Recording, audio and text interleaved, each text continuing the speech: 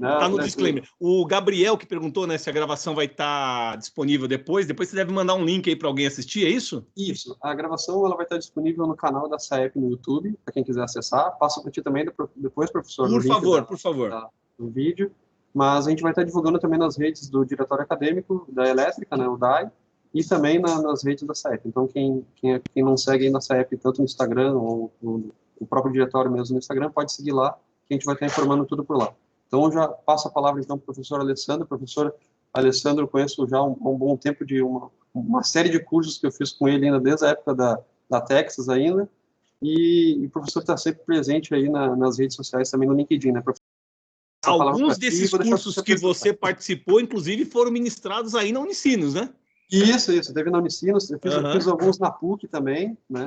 Foi uma série de cursos, há um bom tempo atrás, antes do novo normal ainda.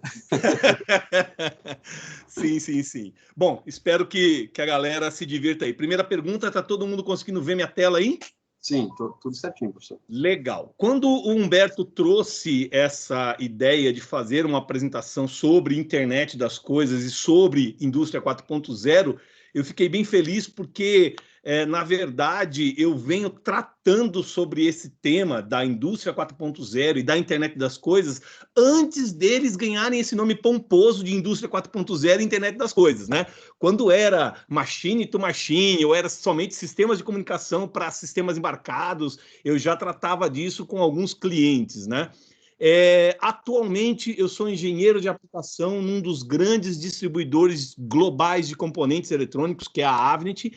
Eu atendo a região aí do Sul, o estado do Rio Grande do Sul. Então, antes do novo normal, pelo menos uma vez por mês, eu estava na região de Porto Alegre, Canoas, Caxias, né? Rodando aí, vendo as empresas da região e dando suporte técnico ao que o pessoal desenvolve de produtos e de equipamentos, né?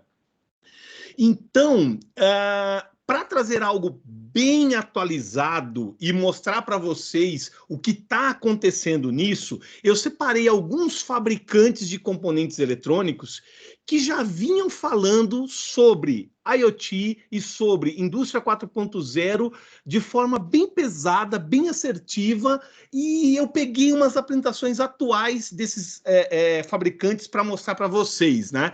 Eu vou começar por uma ideia que o fabricante italiano ST, né, fez sobre como fazer manutenção preditiva dentro de ambientes industriais, usando sensores, microcontroladores, rádios de transmissão.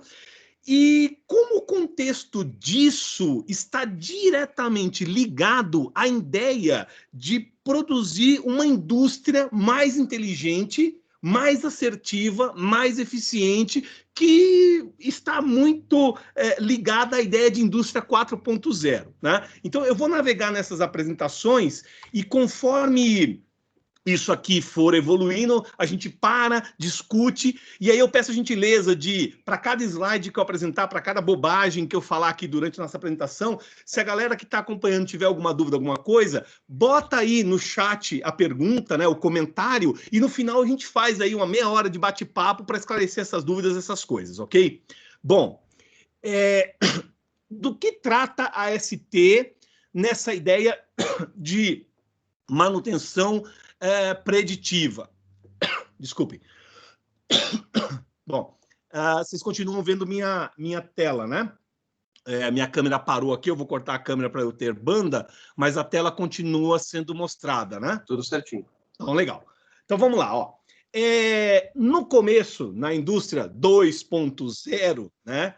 As manutenções feitas na indústria, elas eram tipicamente reativas.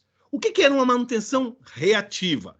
Se uma linha de produção estava sendo utilizada para fazer um produto, um equipamento, um dispositivo qualquer, quando aquela linha tinha uma quebra, você disparava uma equipe de manutenção para ir lá consertar.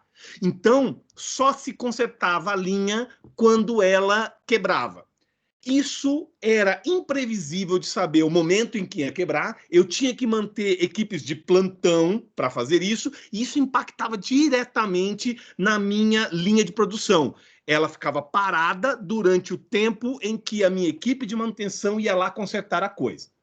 Com o passar do tempo, começou-se a manutenções planejadas, ou seja, eu parava a produção por uma janela de tempo, eu ia lá e revisava vários aspectos da minha linha de produção, como é que estavam as correias do motor, como é que estava o funcionamento do motor, os meus quadros elétricos, as minhas coisas, etc, etc.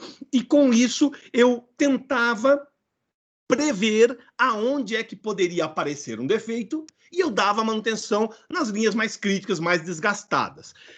Essa manutenção planejada melhorou bastante a condição do que eu tinha de uma manutenção reativa. Só que não evitava uma parada de linha por uma quebra de algum ponto que não foi observado durante esse planejamento. E eu sempre tinha problemas com isso durante a produção. O que começou-se a fazer com a ideia de indústria 4.0?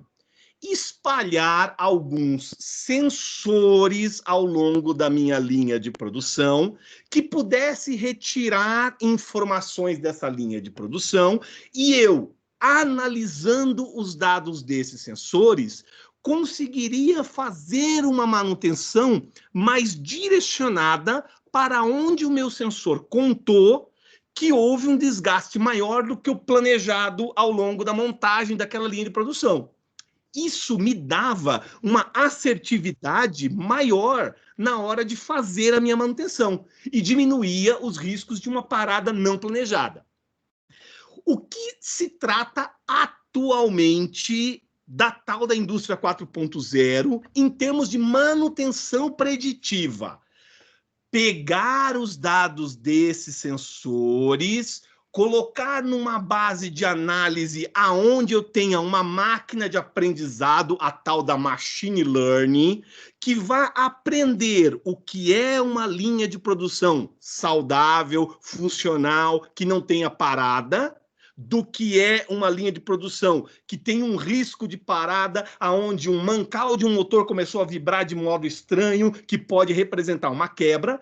E aí, com uma inteligência artificial, eu deduzo que aquele comportamento que é anômalo a uma linha de produção correta vai gerar uma quebra em X tempo. E aí eu disparo uma manutenção preditiva antes mesmo do defeito acontecer. Se eu conseguisse implementar, eu estaria perto, na manutenção, de algo muito próximo do que se deseja para tal da indústria 4.0. Então, eu vou dar um exemplo aqui de timeline do que era cada uma dessas coisas e o que se deseja fazer. Na tal da manutenção preventiva, agendada, eu dou lá um determinado intervalo de tempo para parar as minhas máquinas e fazer manutenções onde eu acho que é ponto crítico. Então, eu troco as correias, eu troco aquilo outro, e isso melhoraria o meu desempenho da minha linha de produção. Não significa, meninos e meninas que estão me ouvindo aí, que aqui no meio, entre o intervalo de uma manutenção preventiva e outra, não possa quebrar um maquinário de uma coisa que eu não previ e parar minha linha de produção justo no momento crítico aonde eu precisava cumprir um prazo de entrega para um cliente em potencial. Quando eu coloco sensores na minha linha de produção e começo a analisar esses sensores, eu começo a ter dados para saber como está o comportamento da minha linha de produção e quando um alerta desse sensor me mostra que o comportamento está fora, está desviado, parâmetro que eu conheço, eu vou lá e faço uma ação imediata para corrigir uma potencial falha. Isso melhora em sobremaneira o tipo de manutenção que eu dou numa linha de produção, tá? Mas não elimina totalmente. O melhor dos mundos era se eu tivesse uma série de sensores coletando continuamente dados, analisando esses dados através de uma máquina de aprendizado, uma tal de uma machine learning, né? Que pudesse ser jogada numa inteligência artificial e me dar os parâmetros de desvio que essa rede pode ter ao longo do tempo, sendo muito assertivo na minha manutenção. Meninos e meninas, o que acontece e qual que é o maravilhoso mundo da internet das coisas para a indústria 4.0? Eu vou dar alguns exemplos aqui de como o fabricante ST enxerga esse tipo de aplicação de manutenção preditiva. E, por favor, vocês que estão nos ouvindo aí, expanda essa ideia que a ST está colocando para todos os outros fabricantes que eu distribuo na Avnet, por exemplo. Nós podemos ter sensores, gateways, nuvens, dos mais diversos sabores, cores, sendo utilizados para esse tipo de aplicação. Então, sendo assertivo aqui na minha apresentação, digamos que na minha linha de produção eu tenha motores, resfriadores, braços robóticos, esteiras, etc, etc, etc. É isso aqui que vai quebrar, que vai parar, que vai interromper as minhas atividades de produção da linha que está atuando lá.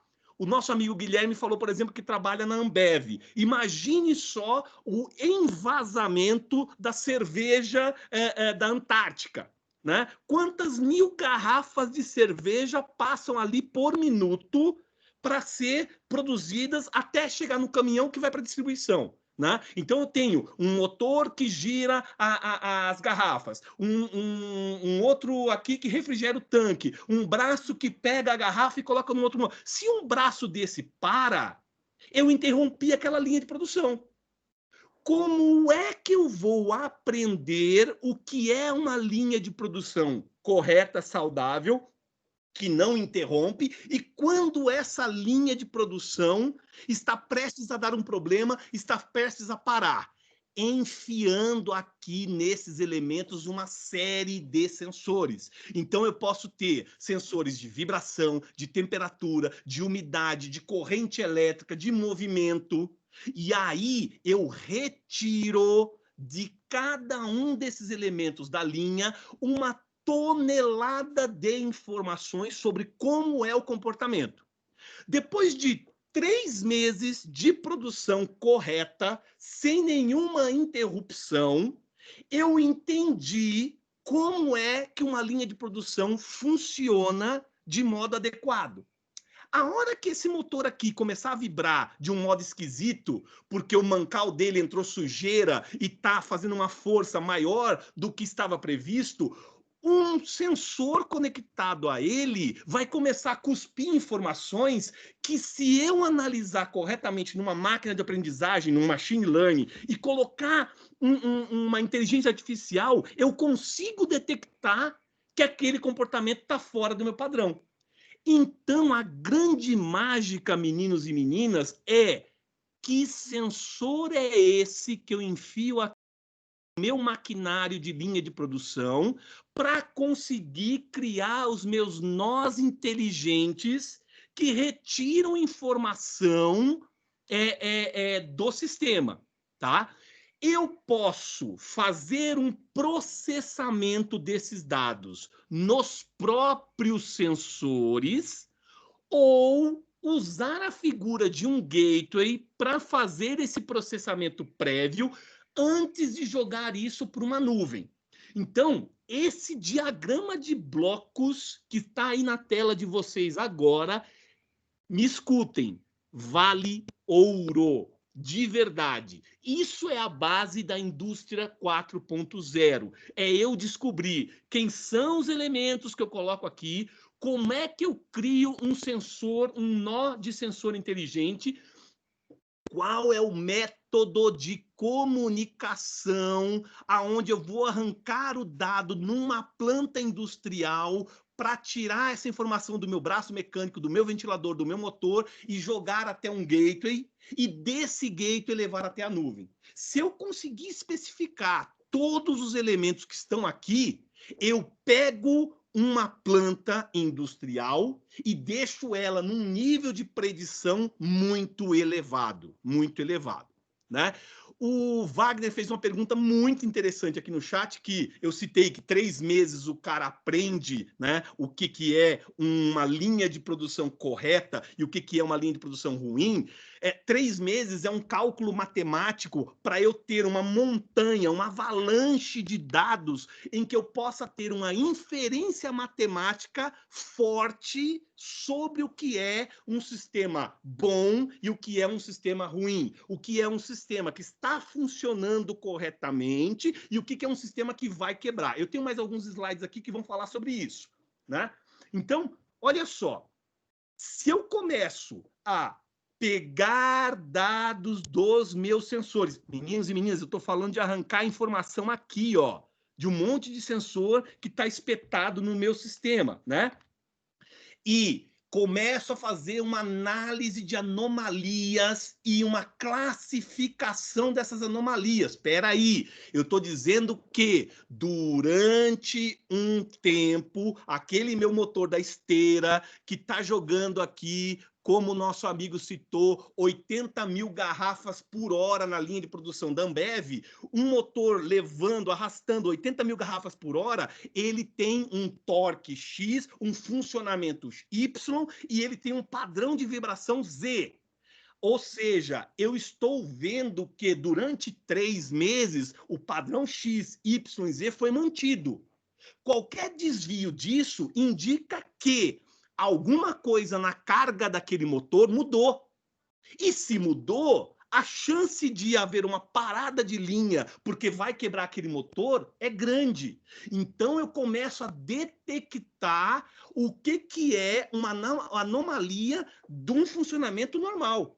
E aí eu consigo, processando isso, dar um disparo de, opa, na próxima janela de intervalo de pausa na minha produção, vá lá no motor 45 da esteira 2, dar uma olhada nele, porque eu estou tendo um dado aqui que a vibração dele está fora de um padrão normal de funcionamento que eu já via 3 meses atrás. É isso que nós estamos falando, é ter componentes eletrônicos espetados aqui que conseguem tirar um dado bruto, ou como se diz em inglês, um raw data. Esse raw data tem algum processamento, seja no nó, seja no gateway, seja na nuvem, e esse processamento consegue dizer para mim o que é um caminho correto de funcionamento e o que é um caminho fora do padrão. Um exemplo lindo que você pode ver aqui. Temos pessoas, acho que o Humberto comentou, da área de matemática aí, né, no sistema, né? Então, imagina, uma bomba que pega os líquidos do tanque de cerveja, já que a gente usou cerveja aqui como um exemplo, né? Puxa aqui do tanque de cerveja e leva para o bico de envasador. Essa bomba tem que funcionar de um jeito a envasar 80 mil garrafas por hora. Imagina se esse motor para. Se eu colocar aqui no motor um sistema de sensores para eu ler como é que está a velocidade, a aceleração, o ruído, a velocidade angular, o torque e tal, eu consigo retirar dados de como esse motor está funcionando. Se eu aplicar uma transformada de Fourier naqueles dados brutos, eu começo a ver frequências que indicam para mim se o motor está desbalanceado, se tem alguma perda no mancal, se saiu do eixo, se tem alguma falha de casamento das engrenagens. Eu consigo detectar, através de uma série de Fourier, por exemplo, como que é o comportamento desse cara. Matemática.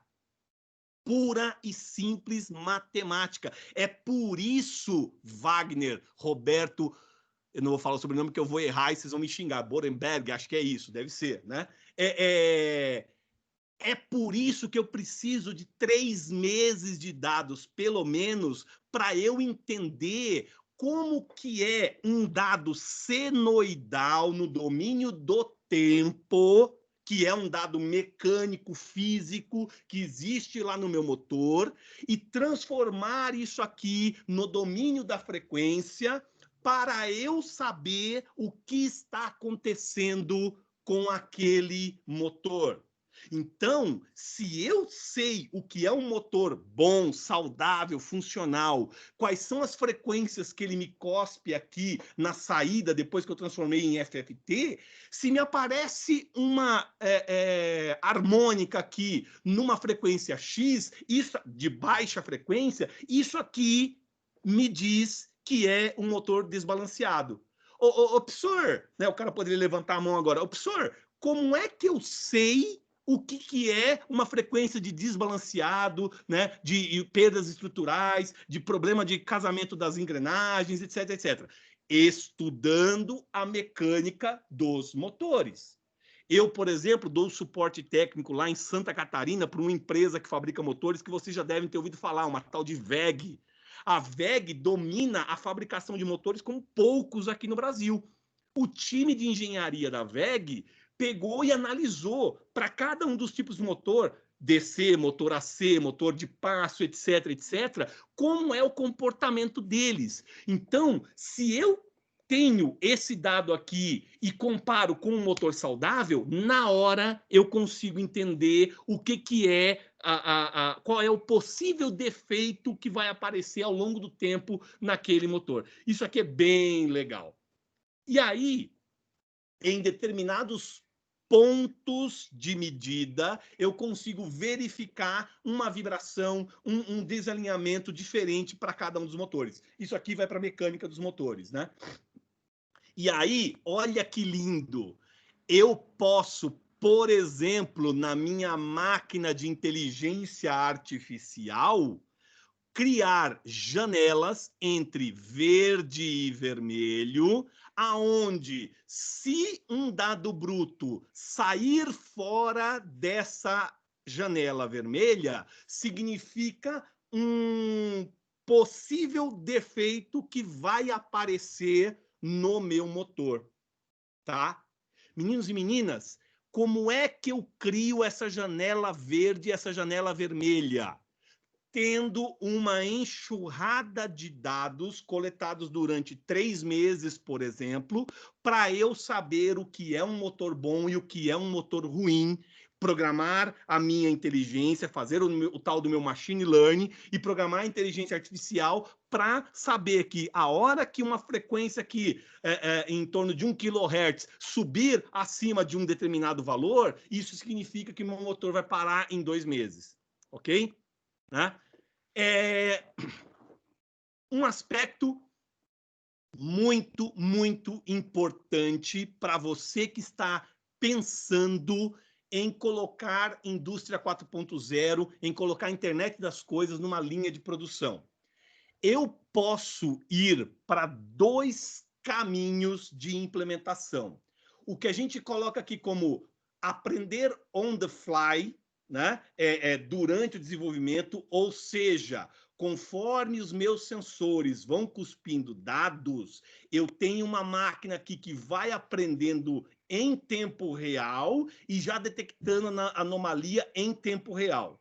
Ou eu tenho um aprendizado offline, aonde eu vou salvando os meus dados e eu tenho um pós-processamento feito em algum lugar. E esse pós-processamento, dentro de um limite, né, um threshold que a gente estabelece aqui, consegue detectar uma anomalia e devolver para ele o que está acontecendo. Qual é a grande diferença disso? A comunicação de dados e o poder de processamento que eu preciso no meu nó. Ó, olha essa imagem que está na tela aí agora. Eu vou voltar 3 slides aqui para falar sobre ela. Eu estou dizendo que para fazer aquilo, eu preciso de um alto processamento aqui no meu nó, se eu quiser fazer isso on the fly, tá? Então, se eu quiser fazer isso em tempo real, o meu microcontrolador, o meu microprocessador que eu vou colocar aqui, tem que ser um cara com grande poder de processamento. Quando eu falo um cara com grande poder de processamento, eu estou dizendo é um cara caro, é um cara de alta velocidade, é um cara que consome bastante energia para processar isso. Ou seja, uma aplicação com bateria estaria descartada se eu escolhi fazer um processamento on the fly. Agora, se eu quero fazer a coisa offline, olha como muda a figura da brincadeira. Eu posso colocar aqui um processamento bem baixinho, que vai apenas pegar os dados brutos dos meus sensores que eu espalhei aqui, encapsular esses dados e mandar através de uma comunicação para alguém que tem um poder de processamento muito maior. Muito maior. Tá? Então, esse cara pode ser muito mais barato, o processador que está aqui, ele pode ser muito mais lento e consumir menos energia, tá? Menos energia. Isso aí diminui o tamanho do processador. E esse cara aqui tem que ser maior processado. O William fez uma pergunta. Sim, basicamente descobrir o padrão de cada equipamento para saber qual o seu limite de eficácia. Sim, é isso mesmo. Eu preciso analisar o equipamento que eu estou colocando. É lógico, isso aqui eu estou numa apresentação da ST e a ST vai colocar os produtos dela, né, para serem vendidos nessa apresentação. Mas basicamente eu estou falando aqui, ó, os sensores, diversos sensores, né, colocados aqui, movimentos inerciais, temperatura, som e ultrassom, pressão, etc., né? Eu faço os cálculos aqui, né, retiro essas informações, processo, mando para alguém. Então, aqui seria, nesses dois blocos, o meu nó, nesse bloco, o meu gateway, e aqui seria a minha nuvem para fazer isso. Eu tenho algumas imagens daqui à frente. Aí ele vem mostrar alguns equipamentos que poderiam ser utilizados aí. Se eu quero bater aqui com vocês, deixa eu ir para frente para uns dados aqui bacana que eu tenho. Professor, enquanto tu vai passando aí, acho que tem alguém com a mão levantada. Deixa eu ver quem é a pessoa aqui. O Matheus. Quer comentar, Matheus, alguma coisa? Ou quer deixar para depois? Pode falar.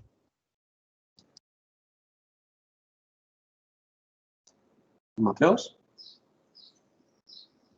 Matheus morreu, eu acho, hein? Acho que ele, de repente, levantou a mão e baixou. Deve ter sido isso. Normal. Matheus, coloca a pergunta no chat aí que eu tô vendo aqui em tempo real e eu vou falando, tá legal? Tá show, no chat tá show. Isso aí. Aí o que acontece? Deixa eu achar uma explicação que eu queria passar aqui para vocês, que é bem bacana. Olha só.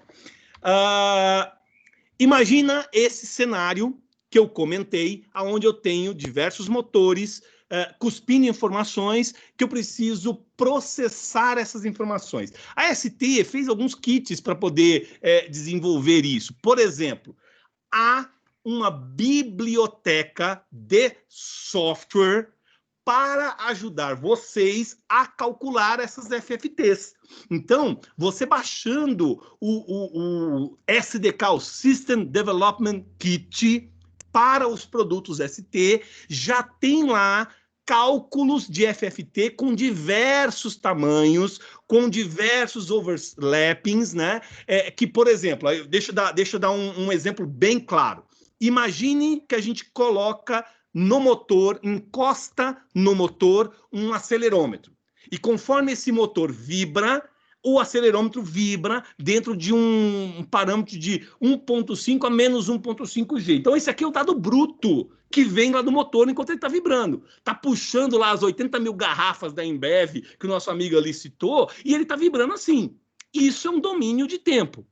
Eu venho aqui, esse dado é bruto. Tá? Esse dado é bruto. Eu venho aqui e começo a rodar as minhas bibliotecas que estão nesse SDK de análise de vibração, né? O software pack de movimento, ok? E aí eu seto qual é a janela de leitura que eu quero fazer, aplico o meu cálculo de FFT e eu tenho aqui um dado bruto de FFT no domínio da frequência. O meu microcontrolador STM32F4, L4, uma série de outros microcontroladores que fazem isso, vão conseguir cuspir na saída deles um gráfico como esse de FFT.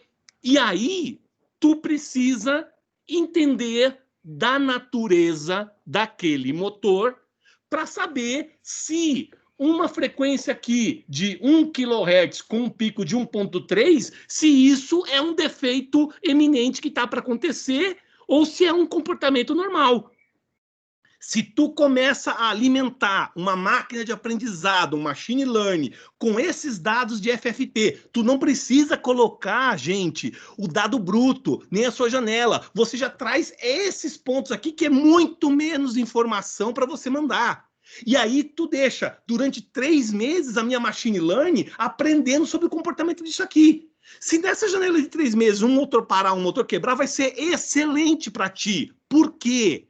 Porque você tem uma informação do que é um motor que parou, do que é um motor que quebrou, do que é um motor que deu defeito. E aí tu começa a colocar um aprendizado aqui de que em qual condição houve uma avaria, né? Então, isso aqui é algo assim que facilita demais a vida do nosso desenvolvedor. O Frederico colocou uma observação aqui, seria interessante fazer módulos de inteligência artificial dessas grades que vão disparar alerta, né, para uma central, para controle de todos os módulos ou equipamentos. Sim, mas a programação disso que você está citando, Frederico, não existe pronto em lugar nenhum.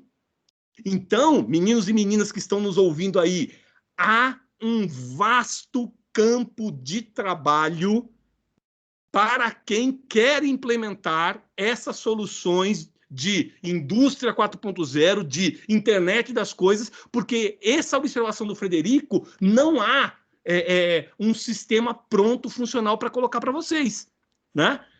Exemplos de hardware que podem ser utilizados para fazer esses testes práticos numa linha de produção.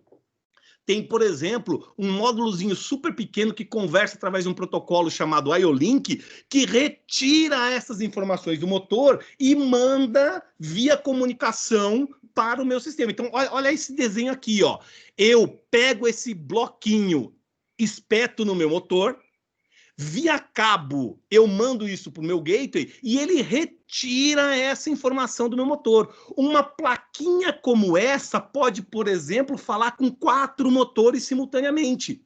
E aí a AST preparou uma interface gráfica, uma GUI para PC, em que você vê essas FFTs aqui em tempo real. E você salva os arquivos de domínio da frequência que são retirados do motor para jogar na sua inteligência artificial. Meninos e meninas, é meio caminho andado para tu implementar o teu sistema de internet das coisas numa indústria 4.0, né? Se eu estou falando de sistemas cabeados, esse protocolo aqui, que é o IO-Link, é bem robusto para uma indústria. A gente tem vários clientes da Avnet que faz a implementação de IO-Link no seu ambiente industrial. Mas a gente poderia, por exemplo, trocar esse cabo que vai aqui do motor até o meu concentrador por uma comunicação sem fio. E aí tem alguns slides que eu pulei aqui, ó, em que ele dava opções de rádios de comunicação. Eu posso, por exemplo, usar Bluetooth 5.0 com capacidade mesh, aonde isso vai transmitir de um motor para outro, para outro, para outro. Eu posso usar LoRa, Sigfox, Wi-SUN. Então, existem diversos protocolos de comunicação sem fio que podem ser utilizados para substituir esse tipo de comunicação. Tudo vai depender de uma análise criteriosa da planta, da indústria que você quer automatizar, ok? O Frederico fez uma outra pergunta. Essas placas não sofrem muita interferência? Opa, excelente pergunta. O ambiente industrial é muito agressivo. Quando eu falo agressivo, significa que as variações de temperatura no ambiente industrial são absurdamente altas. As vibrações são muito agressivas. Os pulsos eletromagnéticos de ligar e desligar motores, disjuntores, contatores de máquinas grandes geram interferências na alimentação disso tudo. Então, se você está fazendo isso com Arduino ou com Raspberry Pi, você já começou errado. Não dá para fazer com Arduino e Raspberry Pi um sistema de implementação robusto para uma indústria 4.0. Você tem que ir para soluções que aguentem o tranco de um ambiente industrial. Entendeu? Deixa eu avançar aqui. Então, um sistema como esses dois conjuntos de kitzinho, dariam para você testar muitos dos conceitos que eu estou colocando aqui sobre um sistema embarcado. E a hora que isso aqui funcionar, implementar, e o cara da Ambev lá gostar, por exemplo, tu pode partir para um redesign, aonde o meu amigo da eletrônica do sistema embarcado vai reprojetar essa placa, esse gateway, para virar um produto exclusivo de vocês e ser implementado na indústria, né? Fazer uma interface, um dashboard aqui, uma apresentação que possa ser lida no computador, no PC, no tablet, no seu celular, né? Mostrando para o gerente da planta, por exemplo, em tempo real, o que está acontecendo e dando a ele a possibilidade de atuar prontamente quando um parâmetro aqui entra num fator crítico, ok? Tem alguns kits assim que são muito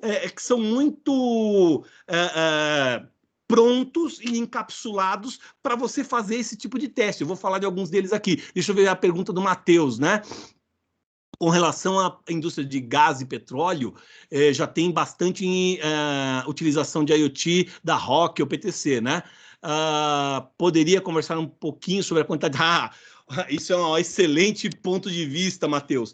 A quantidade de dados cuspida aqui diariamente é brutal. É por isso que eu citei e voltei aqui, ó, dizendo que você tem que pensar bem como você vai fazer o dimensionamento do teu sistema, de modo que ele vá processar coisas previamente aqui, ou vá processar coisas previamente aqui, ou vá processar coisas aqui na nuvem, tá? Isso, fazer essa assertividade de aonde é o ponto de processamento é uma das grandes inferências, é uma das grandes mágicas de fazer um sistema de indústria 4.0 real e funcional, tá? Rodando. Então, deixa eu mostrar dois kits que a gente poderia utilizar para testar esse conceito todo, né? Por exemplo, tem aqui o STW Ink T1, né? O que é isso? Ele vem num blisterzinho aqui, um kit, uma bateria, um conector. O que tem nele? É isso que eu queria mostrar. Meninos e meninas, olhem para isso aqui, que coisa linda. Eu me emociono, né?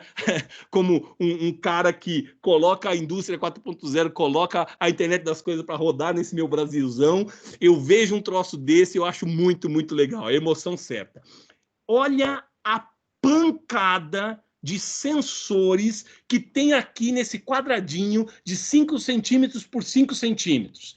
A gente colocou um acelerômetro dedicado para medir vibrações, um acelerômetro dedicado para medir outros tipos de movimento e uma outra MU. Por que se colocou 3 acelerômetros aqui nesse sistema? Para medir ranges de frequência de vibração diferente. Dependendo do tipo de motor que eu estou querendo medir, pode ser melhor fazer essa leitura com um vibrômetro, com um acelerômetro ou com um MU. Por isso que eu digo, tu vai usar esse cara aqui para fazer um teste de conceito. Quando isso escalar e virar produto, você provavelmente não vai precisar soldar os 3 caras no seu projeto.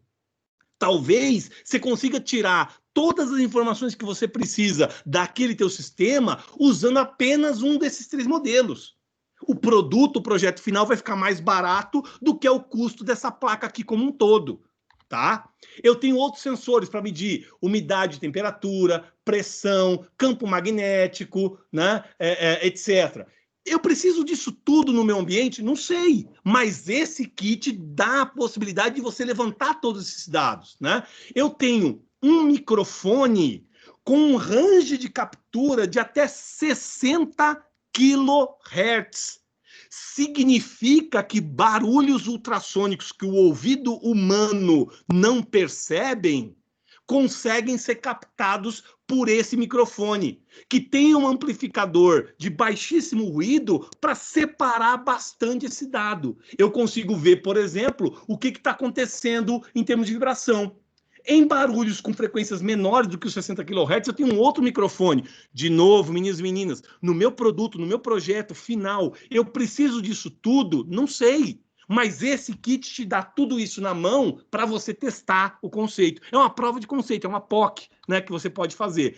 Todos esses sensores que estão soldados no kitzinho mandam uma avalanche de dados brutos para um microcontrolador de baixo consumo. Esse microcontrolador, eu pego lá as minhas bibliotecas, né? Carrego essas bibliotecas nele e aí eu tiro desses sensores um monte de informação. Só que essa informação não pode morrer aí. Uma indústria 4.0, uma tal da internet das coisas, se eu não tirar esse dado do meu motor e fazer uma análise dele, não me serviu de nada. Aí eu pego e mando isso para ser fora por alguma dessas interfaces aqui. Em paralelo a isso tudo, eu tenho protetores contra descargas eletrostáticas, contra pulsos eletromagnéticos. Então aí a gente volta naquela pergunta, deixa eu lembrar aqui quem foi, o Frederico, né? Se os meus projetos e produtos sofrem muitas interferências do ambiente industrial crítico. Sim, tanto é que a AST se preocupou em enfiar uma pancada de protetor para que, caso venha um pulso crítico na indústria, ele consiga sobreviver. Tá? Então, isso é uma verdade. Olha lá no seu Arduino, olha lá na sua Raspberry Pi, se ele tem esse tipo de proteção. Não é feito para isso, meninos e meninas, né? E aí eu preciso pegar os dados desse cara e mandar para fora. Como é que eu mando para fora? Nesse kit, eu tenho aqui soldado um Bluetooth Low Energy 5.0 Mesh, e eu tenho 2 conectores em que eu posso colocar Wi-Fi, Zigbee, LoRa, Sigfox, etc, etc, etc. Tá? Então eu consigo achar uma expansão para tirar os dados desse cara e mandar para fora. Tem um conector ST-Mode em que eu posso colocar, por exemplo, um modem de telefonia celular 2G, 3G, 4G, 5G, Narrowband IoT, né? Então eu tenho maneiras e métodos para retirar os dados aqui que são capturados de todos esses meus sensores. Isso faz uma solução de internet das coisas para o meu ambiente industrial. E um dos fabricantes, a ST, fornece uma série de bibliotecas de software para você trabalhar. Então, qual que é a ideia aqui? Ó? Esse quadro é um resumão muito bacana do que deve ser feito e aplicado na tal da indústria 4.0. Eu tenho hardwares que arrancam dados do meu sistema, eu tenho nós inteligentes e sensores, e eu tenho que mandar isso para algum lugar para ser analisado. Tá? Então, essa é a ideia aqui. Deixa eu ver o que eu ia fazer. Esse exemplo. Olha que bacana esse exemplo feito com a Amazon, com o sistema de dados da AWS, né? Eu peguei ou aquele meu nozinho via Wi-Fi, ou o meu conector industrial via IO-Link, e mandei os dados brutos já pré-processados com FFT do meu motor, dos meus sensores, do meu braço robótico para um gateway. Esse gateway faz a ponte com os sistemas da Amazon, o AWS Lambda e o AWS Greengrass, IoT Greengrass. Lá na minha Amazon, na nuvem, eu pego e crio dashboards, coloco a minha inteligência artificial. Cara, o céu é o limite para o que tu vai processar aqui. É aqui que ele vai receber os dados dos 200 motores da tua linha de produção, dos ventiladores, dos braços robóticos, e vai citar um por um desses motores, colocando aquelas janelas de o que é crítico, o que não é crítico, o que está prestes a parar, o que está funcionando bem. A mágica toda acontece aqui. Esse diagrama que está na tela agora é um overview muito completo do que seria uma internet das coisas industriais, retirando dados daquelas aplicações, passando por um pré-processamento através de um gateway e jogando isso numa nuvem. Tá? Então, tem trocentos exemplos prontos e funcionais que você pode baixar, testar e instalar para fazer isso. Time da Unicinos, professores que estão nos ouvindo agora, coordenadores, etc, etc, etc. Vou fazer que nem aquele nosso grande ativista, né, o Martin Luther King, né, que falou assim, I have a dream, I have a dream. Cara, meu dream, meu sonho é que uma instituição do porte da Unicinos montasse um laboratório de linha de produção com alguns motores simulando lá as 80 mil garrafas por dia da Ambev, com sensores colocados, jogando isso aqui no nó, fazendo esse teste para os alunos que estão nos ouvindo agora conseguir testar isso e sair informados da Unicino, trabalhando nas empresas da região, já implementando esse tipo de coisa. Acreditem em mim, eu como engenheiro de aplicação da Avnet, dando suporte técnico para diversas indústrias aí da região sul, sei da necessidade que essas indústrias têm de fazer coisas como essa que eu estou apresentando de verdade funcionarem nas suas plantas industriais. A hora que tu virar para a Ambev e mostrar que um sistema desse daqui reduz as perdas por paradas não programadas na linha de produção em torno de 20%, e o cara fizer a conta de padaria e chegar à conclusão que 20% de economia equivale a alguns milhões de reais, o cara te contrata na hora para implementar um sistema desse, tá? Isso é real.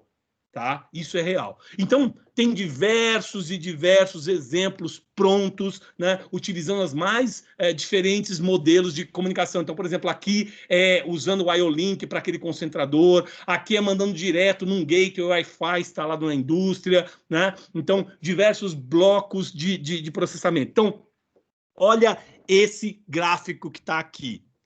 Eu tenho microcontroladores que estão lendo os meus sensores da minha planta industrial, do meu chão de fábrica, estão mandando dados para um processador onde o pré-processamento é feito, onde eu tiro as FFTs e as primeiras inferências matemáticas, e a partir daqui é nuvem.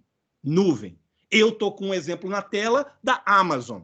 Mas se você não gosta da Amazon ou você prefere usar qualquer uma outra nuvem, a minha segunda apresentação aqui eu vou mostrar como é que faz isso com qualquer nuvem, né? E aí você consegue, depois de fazer esse processamento em nuvem, fazer a parte de inteligência artificial, de machine learning, cuspir para os usuários. Eu estou falando para o diretor da fábrica, para o gerente de manutenção, para o próprio cara que vai dar a manutenção, dashboards no celular, no tablet, no PC, que mostram o comportamento da linha de produção em tempo real, indicando aonde há um possível problema sendo colocado, tá?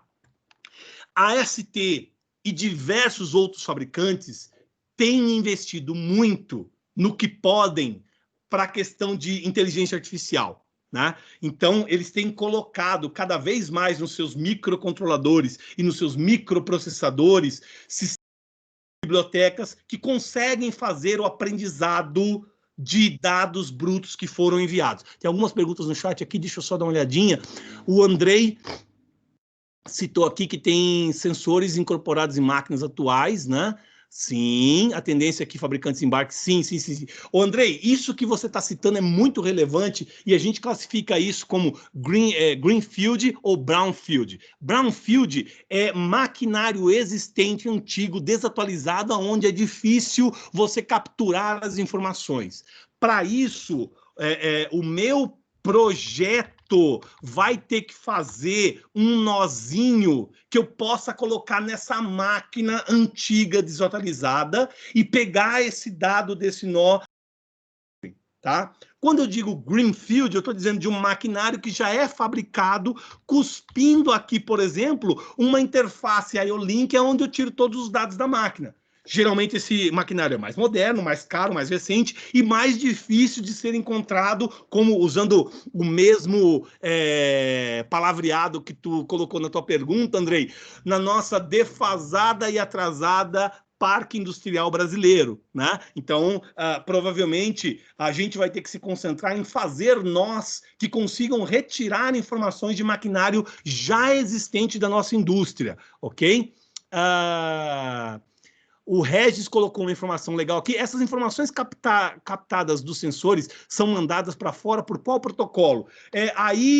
Regis, deixa eu voltar aqui e fazer uma gracinha. Aí varia. Como é que varia, né? Por exemplo, nesse hardware de exemplo aqui da ST, que é um nó de teste de prova de conceito, todos os dados dos sensores falam com o microcontrolador através dessas interfaces. SPI, 2C, conversor AD, etc. E saem do meu microcontrolador por esses barramentos de comunicação. O ART, CAN, etc. A partir do momento que eu tenho isso aqui numa UART, numa CAN, eu posso usar, como eu citei, LoRa, Ethernet, IO-Link, CAN, Modbus, Profibus, todos esses protocolos industriais. Quando você fala, por exemplo, de um CLP como gateway, se eu tiver um nó que cuspa aqui dados que são lidos pelas portas do meu CLP, eu poderia muito bem utilizar isso como um CLP, sem problema nenhum, né? Sensores, Guilherme perguntando, sensores sem fio limitam muito essas aplicações que eu falei agora? O desenvolvimento de um sensor sem fio é exatamente esse conceito que está na tela agora, né?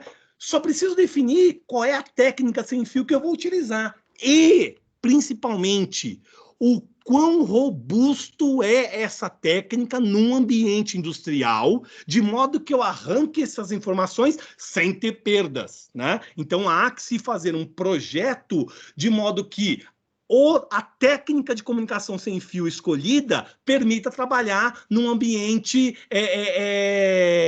industrial sem perder dados. Aqui a ST, por exemplo, coloca alguns exemplos. Eu posso usar Bluetooth, Wi-Fi, sistemas celulares LTE, usar cabos, usar LoRa, Sigfox, etc, etc. Preciso ver a robustez disso, tal. Sim, Guilherme, você falou para eu atender no teu e-mail. O meu e-mail eu vou digitar aqui no chat, vocês podem anotar. E quem tiver alguma dúvida, alguma coisa aí, pode mandar um e-mail. Eu, ao longo da semana, vou respondendo para vocês. Está aí no chat o meu e-mail, alessandro.cunha@avnet.com. Okay? Recomendo até seguir o professor no LinkedIn também. E você tem canal no YouTube também, né, professor? Sim. Já eu falo dessas bobagens que eu ando publicando nas redes sociais. Já. Né? Então, isso aqui é um exemplo, tal. Deixa eu avançar aqui, senão a gente nunca mais para. Né? Deixa eu ver o que eu vou falar aqui. Eu vou mudar de apresentação agora, porque... Deixa eu só parar aqui. Cortei. Deixa eu colocar uma outra apresentação na tela que complementa isso que eu estou falando agora. Me digam aí, por gentileza, se vocês voltaram a ver minha tela. Voltou, professor. Voltou, Sensor né? to cloud. Isso. Isso. Então, peraí. Vamos avançar nisso tudo que a gente estava falando. Até agora, o que eu dei de ideia para vocês de coisas que poderiam ser feitas? Eu poderia ter um monte de sensores enfiados no meu maquinário de planta, de indústria, e eu preciso tirar esses dados da minha planta e fazer algum processamento nele para saber o que é um sistema bom, o que é um sistema ruim, o que funciona, o que não funciona, ok? E aí... Olha que bacana, uma outra apresentação bem atual de como a ST vê para mandar dados dos sensores para as nuvens, né? Então, deixa eu avançar aqui, ó. Blá, blá, blá, blá, blá, blá, blá, blá. Isso que eu queria... Deixa eu ver aqui. Isso que eu queria mostrar para vocês. Olha que lindo que é isso. Essa página mostra, por exemplo, que as bibliotecas desenvolvidas pela ST já foram testadas naqueles hardwares de desenvolvimento para o AWS da Amazon, para o Azure da Microsoft, para o Bluemix da IBM, inclusive incluindo o Watson de inteligência artificial e para o Google Cloud. Então, por exemplo, se tu pegar um hardware como esse aqui, ó, que é um nó gateway que faz alguns testes de sistema, eu consigo entrar no site da ST, baixar uma biblioteca e testar como é que ele manda dados para o AWS. Oh, não gostei, não ficou legal, tive dificuldades, não entendi o que o cara está fazendo, quero testar outra nuvem. Beleza, com o mesmo hardware, você baixa a biblioteca do Azure e faz o teste na Microsoft. Ah, mas eu queria ter mais algum teste, mais alguma coisa. Beleza, com o mesmo hardware, tu baixa uma biblioteca do IBM. Não, quero ver mais alguma. Com o mesmo hardware, tu baixa uma biblioteca do Google Cloud. Meninos e meninas, vocês conseguem testar as 4 big players de nuvem atualmente para fazer um teste de como é mandar os dados para essa nuvem e verificar quem te dá um processamento melhor, quem o custo é menor, quem o dashboard é melhor, etc, etc, etc. Tá? Então, essas bibliotecas são feitas e montadas de modo a te testar isso tudo. Como eu citei esse kit, deixa eu trazer uma informação dele. Olha que legal. Ele tem aqui também uma pancada de sensores. Então, ele tem acelerômetro, giroscópio, magnetômetro, medidor de umidade e temperatura, medidor de pressão, microfone, sensor de proximidade. Todos esses dados aqui são enviados via Wi-Fi nativo, porque tem um módulo de Wi-Fi soldado nele. Se eu quiser testar LoRa, Sigfox, Bluetooth, etc., Bluetooth ele já tem um Bluetooth soldado aqui. LoRa e Sigfox ele já tem um rádio que consegue mandar isso. Quer dizer, eu consigo testar todos aqueles conceitos que eu mostrei para vocês nos vídeos anteriores com um único kit. Tá? Então, um sistema como esse permite vocês fazerem uma análise bem completa do que está acontecendo, né? E aí, depois essa apresentação é pública, viu, Humberto? Eu vou mandar para ti e tu coloca em algum repositório aí da Unicinos e o pessoal pode ter acesso a esses dados, essas informações todas. Vou botar provavelmente no comentário fixado no início do topo do vídeo lá, professor.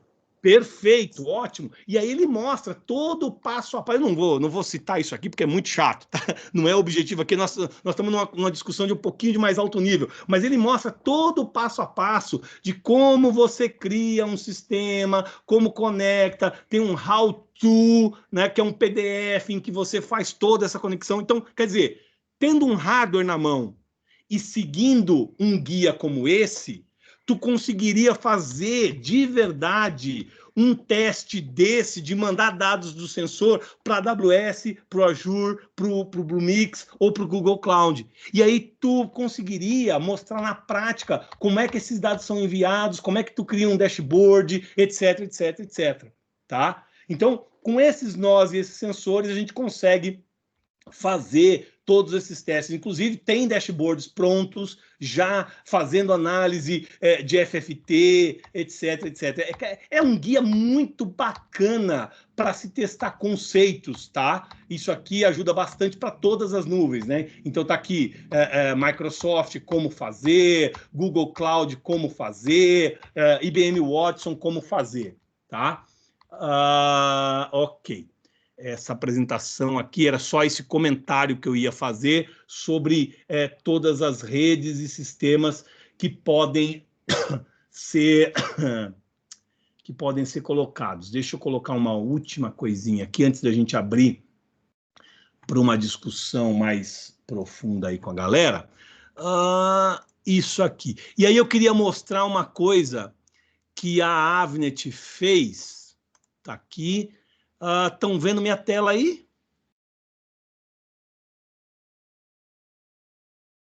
Sim, está aparecendo Smart Edge. Smart Edge, aí apareceu meu e-mail finalmente, alessandro.cunha@avnet.com.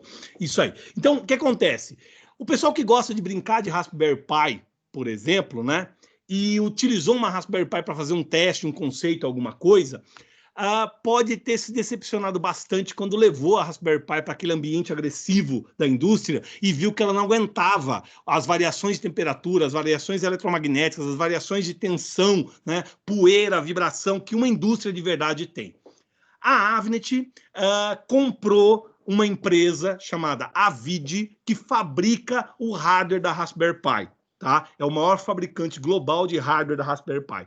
E como a gente tem acesso a essa empresa, nós refizemos a Raspberry Pi, trocando os componentes eletrônicos e colocando proteções, e criamos um gateway de internet das coisas industriais, que é esse tal desse Smart Edge para a coisa. Aqui dentro, o que a gente tem, meninos e meninas? Uma Raspberry Pi totalmente modificada para trabalhar com ambiente industrial, tá?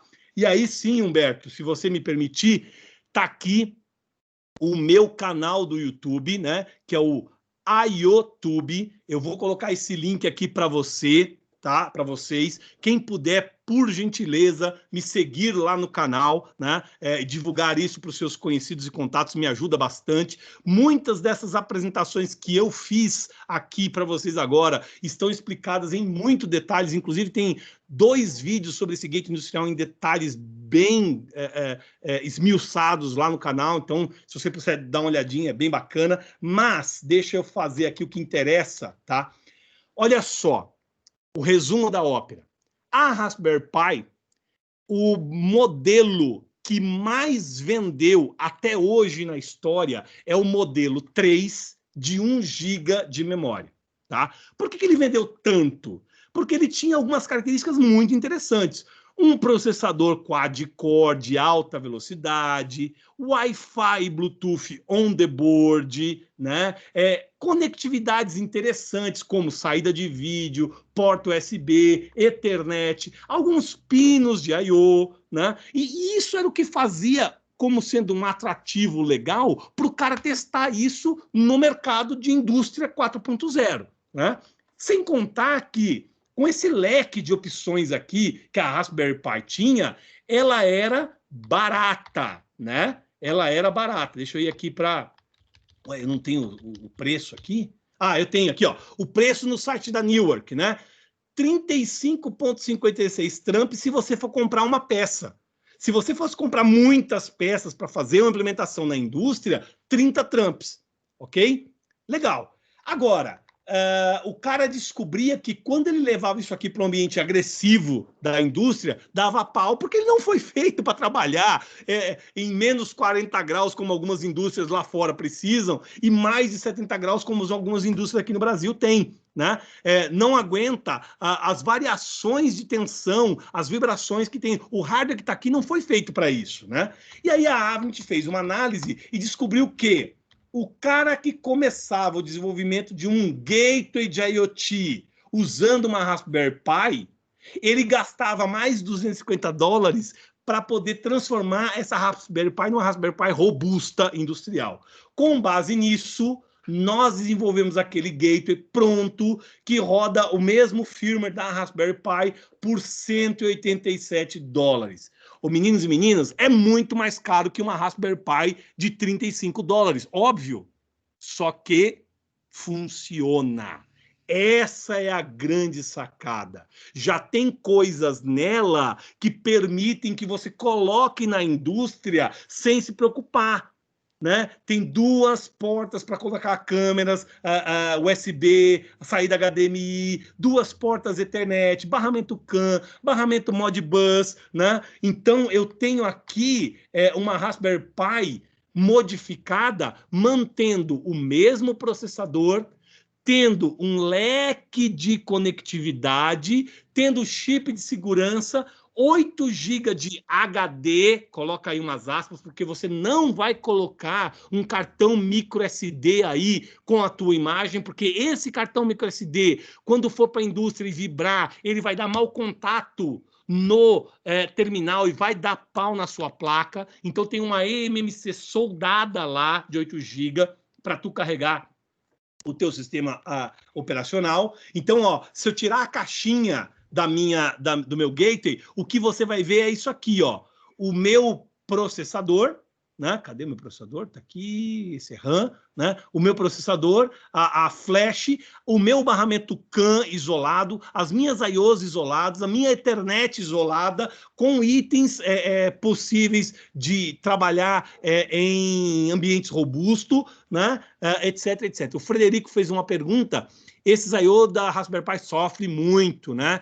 Viram quase um capacitor. Exatamente, ô Frederico. Essa sua observação é muito pertinente e é por isso que a gente colocou aqui, ó, nas portas de saída, uma série de isoladores para não sofrer isso que você está citando. Outra coisa, ela tem um range de alimentação bem extenso, de 12 a 24 volts, para que variações de energia elétrica na minha rede não façam com que haja falha no equipamento, né? Eu tenho uma bateria para reter aqui o meu relógio de tempo real, caso acabe a energia, por exemplo, e eu não perca os principais dados que estão sendo processados, né?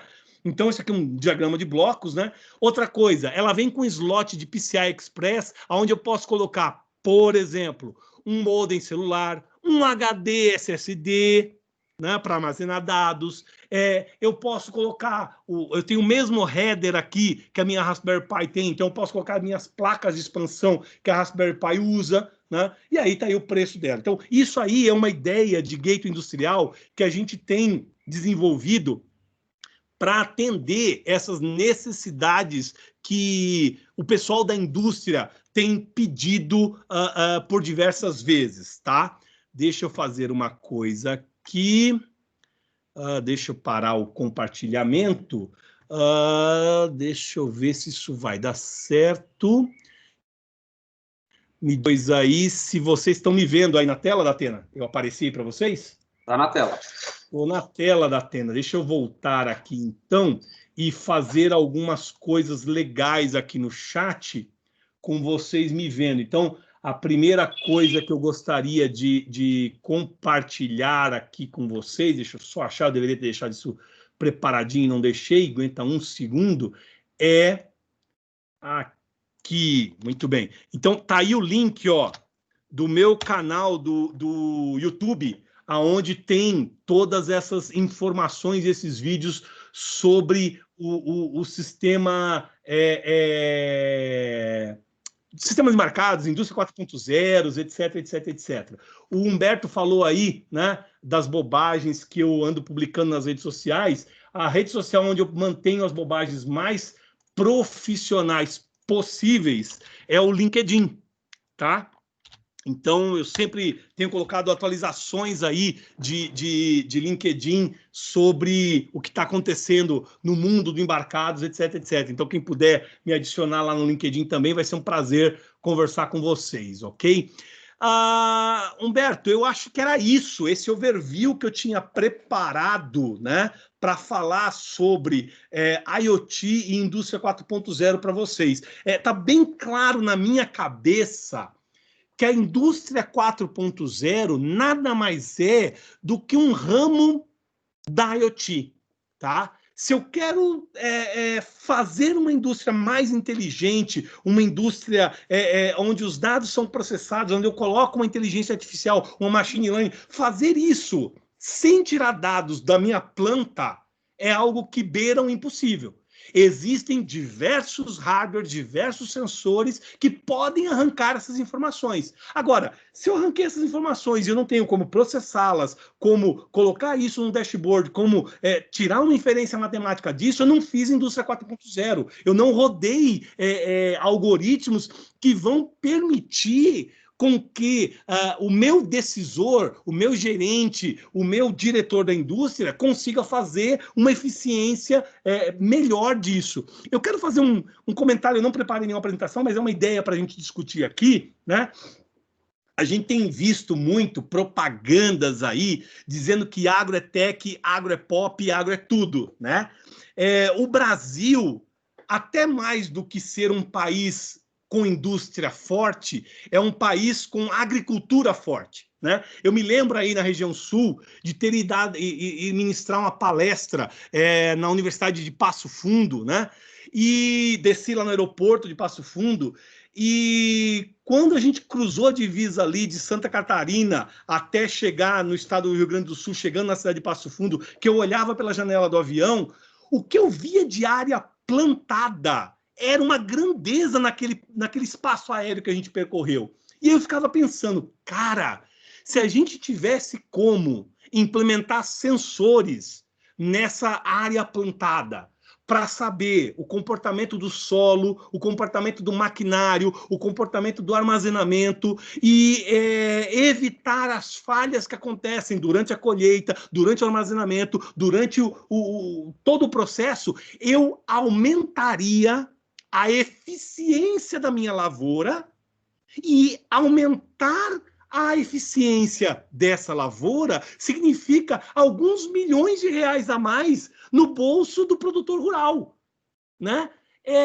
Fazer um sistema que eu mostrei aqui hoje para vocês de indústria para o mercado agro é a mesma coisa. Eu preciso só saber quais são os sensores, quais são os gateways, quais são as técnicas de comunicação e colocar isso numa plantação real para tirar essa inferência, para tirar essa matemática, para saber como é que isso vai. Entendeu? Então, esse conceito é muito extenso, é muito vago, é muito abrangente, não é que é vago, é muito abrangente, e você aí do outro lado, que está me ouvindo, que está me vendo, tem que achar uma dor, um problema, algum cliente real para implementar essas coisas todas de verdade no seu sistema, tá? Então, essa é a ideia, esse é o conceito. Só um segundo.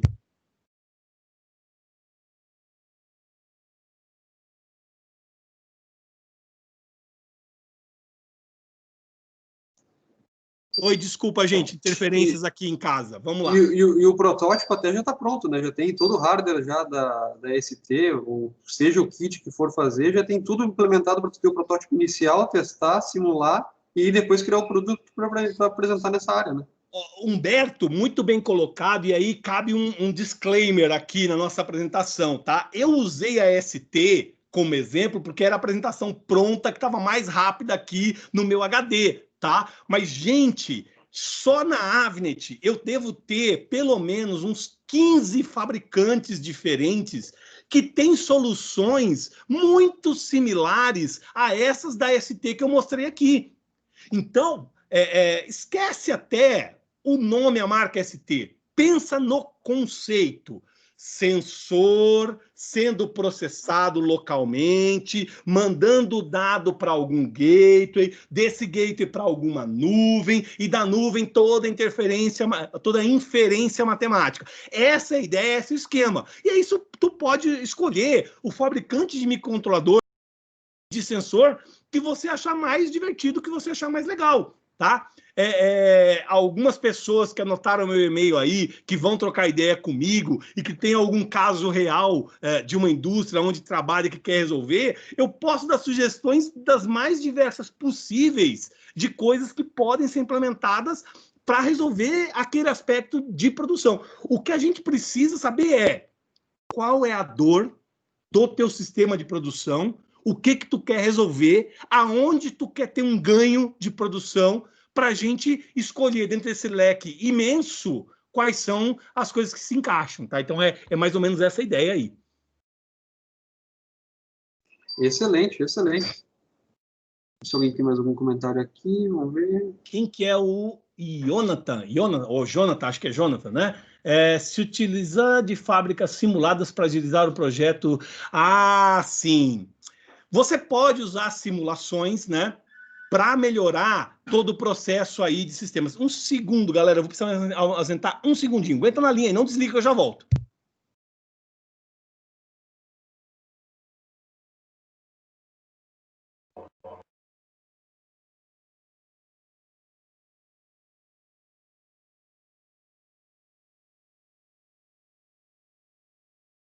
Enquanto o professor está ausente, bom, respondam ali a lista de chamada, não esqueçam, né? Eu vou botar aqui de novo aqui agora e deem uma olhada ali também na avaliação da atividade, tá? Se puderem preencher, eu estou botando mais, na verdade o link tem uma série de coisas ali, tem também o link do grupo do Telegram da Engenharia Elétrica da Unicinos, para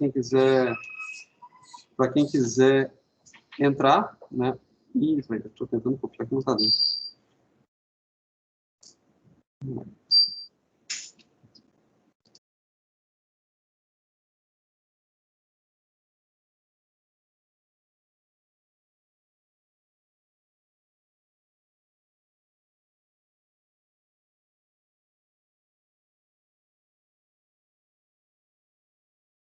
Oi, gente, desculpem Eu tive aquele negócio da pandemia de estar de home office, a criança chora, o entregador da UPS chega para entregar uma caixa, né? Tudo acontece enquanto a gente está em palestra. Meninos e meninas, vocês já devem ter passado por isso, né?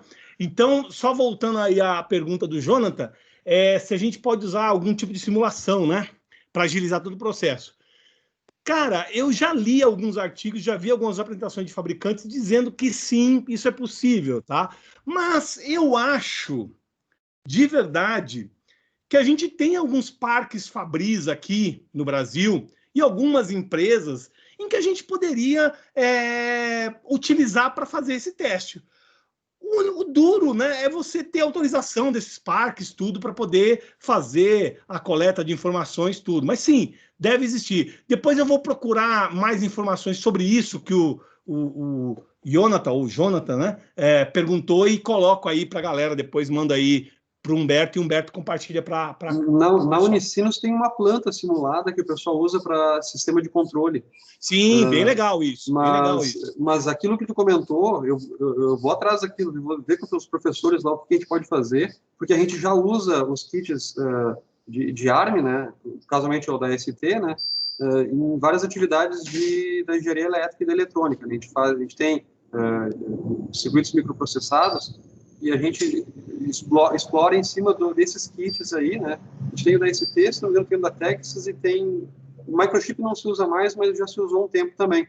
Mas, realmente, se não me engano, os kits de sensores, aquele que tu mostrou específico para motores, eu nunca vi por lá. Apesar da gente ter um laboratório de motores, a gente tem uma série de motores lá no laboratório que poderiam... Eu posso ajudar vocês a escolher alguns part numbers legais aí para a gente montar um laboratório de ponta, top de linha no parque aí. É só a gente conversar depois direitinho, a gente consegue fazer isso com calma depois, tá legal? Deixa eu voltar aqui, né? O Gabriel colocou aqui uma fábrica de tecidos, melhor colocar sensores nas máquinas ou comprar máquinas que já vêm com sensores. É o dilema da indústria 4.0. O que é melhor? Eu partir de um parque novo, todo moderno, já com conectividade, ou fazer um retrofit no meu maquinário que já está instalado para tirar esses dados de lá. É tudo uma questão de din-din, de conta, de orçamento, tá? Com certeza, o preço de um maquinário novo, moderno, com essa conectividade, é muito mais alto do que fazer plaquinhas que retire as informações do maquinário atual existente, que é offline, tá? Mas a implementação de um maquinário novo pode já trazer eficiências que você não vai conseguir com o seu maquinário antigo. Meninos e meninas, essa é uma conta que não tem uma resposta fácil, que tem que sentar com o planejamento da indústria para saber o que faz mais sentido, e não há produto pronto de prateleira que tu vá pegar, enfiar lá e resolver. É uma análise caso a caso, ok? O Diego disse que tem uma pergunta. Não, e essa pergunta é para ti aí, que ele está dizendo que o ensino não está aparecendo as presenças, depois tu responde para ele. Não, tranquilo, eu já botei ali a mensagem abaixo, já com os links. Aí. Isso aí, vamos ver aqui. Legal, olha, o Cristiano aqui colocou uma startup que é a Hacks, que eu conheço, né? Que está fazendo algumas coisas na agricultura. Bem legal o trabalho que eles desenvolvem, cara. Muito legal esse tipo de coisa. Frederico, o FPGA não é para esse tipo de sistema? Cara, o FPGA é um monstrinho em que você programa dentro dele o que você quiser. Inclusive, você pode comprar licenciamentos de coisas prontas para FPGA, tá? É um canhão para se desenvolver determinadas aplicações. Só para dar um exemplo para vocês, as estações rádio base de telefonia celular 4G, 99,9% delas são feitas com FPGA, porque o cara desenvolve o link de rádio e sobe isso num IP e coloca na FPGA. A mesma coisa vai acontecer com o 5G, tá? Eu não sei de verdade, pelos custos existentes, se uma FPGA se aplicaria num sistema de indústria 4.0, de agricultura 4.0, né, de gateways e tal. É muita coisa para um problema, coloca umas aspas gigantes aí, simples de se resolver com um microcontrolador, com um microprocessador. Uma FPGA não se faz necessária, né? Eu não vejo a relação custo-benefício de se utilizar uma FPGA nesse tipo de aplicação. A quantidade de nós é muito grande, né? Há vários microcontroladores e microprocessadores com um custo de mercado muito interessante que resolvem a parada para vocês aí, tá? Sim.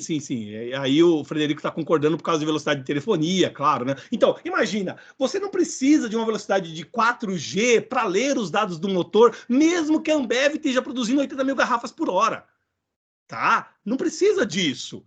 Né? Você pode ter uma taxa de transmissão, uma taxa de processamento muito inferior ao que é o 4G, por exemplo. Tá? Então dá para resolver isso com sistemas mais baratos, mais assertivos, menos caros, né, do que seria utilizar uma FPGA. Né? Mais alguma aí, galera?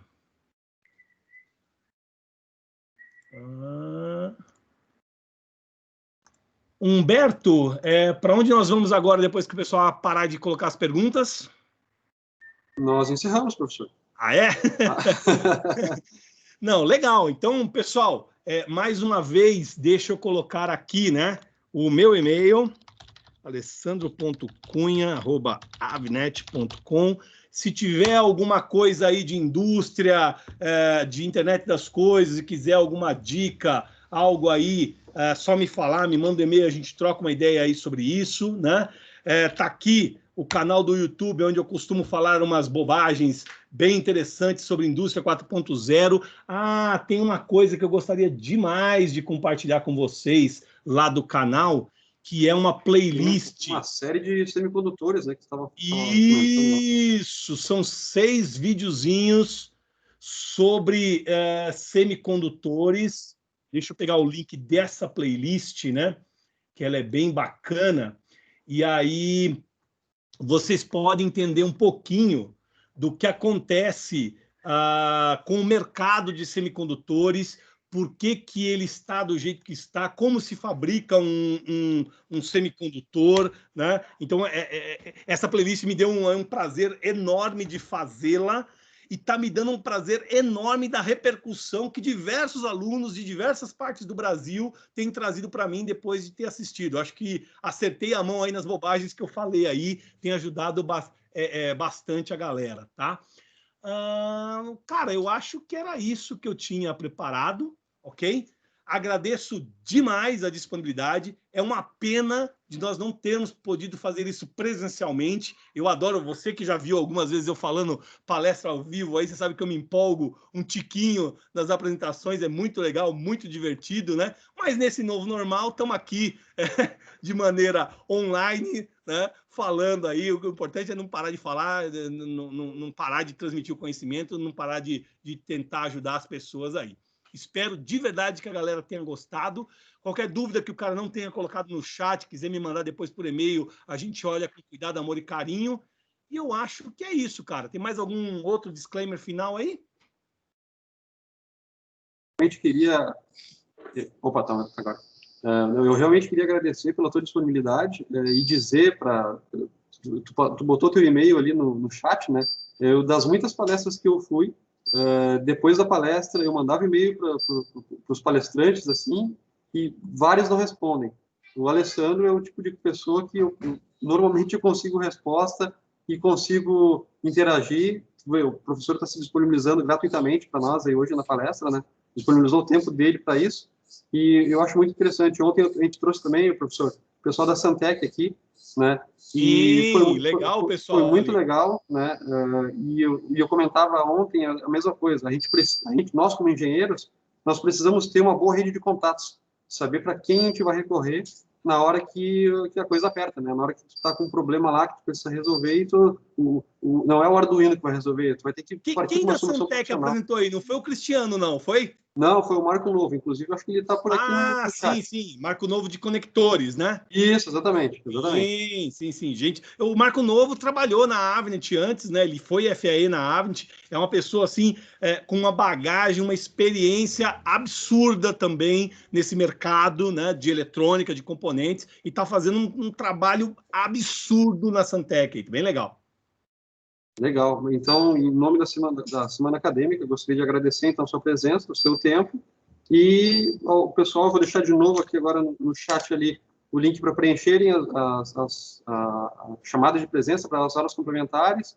Os eventos estão todos ali, os outros eventos que também estão acontecendo nesse ano, e no modo remoto, né, esse ano. Isso foi uma das coisas que foi interessante, né, professor? Que a gente pôde facilitar esse tipo de atividade, né? Hoje a gente está aqui, a gente chegou a ter, acho que, 120 pessoas online, e nos eventos presenciais, às vezes, são mais difíceis. Daí eu mesmo estou no trabalho aqui agora, o pessoal está gravando placa eletrônica aqui, e dessa vez eu pude participar e, inclusive, interagir, coisas que, às vezes, não seria possível numa semana acadêmica normal, porque tem que se deslocar para a universidade, né? Então, isso foi uma vantagem aqui. Mas, então, agradecer de novo, senhor, obrigado pelo seu tempo, Senhor, e obrigado a todo mundo que foi até agora. E só um disclaimer final aí, cuidado com as perguntas que vocês vão me mandar por e-mail, o Humberto já disse, e eu tenho o péssimo hábito de respondê-las, tá? Então, eu adoro essa conversa, eu acho que isso é muito produtivo mesmo, cara, foi um imenso prazer, espero mesmo que vocês tenham gostado e que eu tenha ajudado vocês aí, e por favor, nas próximas presenciais online, me convidem, porque tendo disponibilidade, eu podendo, eu faço com certeza. Eu adoro isso. Excelente, professor. Excelente. Muito obrigado. Valeu, meninos e meninas. Muito obrigado. Até a próxima. Fiquem seguros aí, pelo amor de Deus, viu? Valeu. Tchau, tchau. Valeu. Tchau, tchau.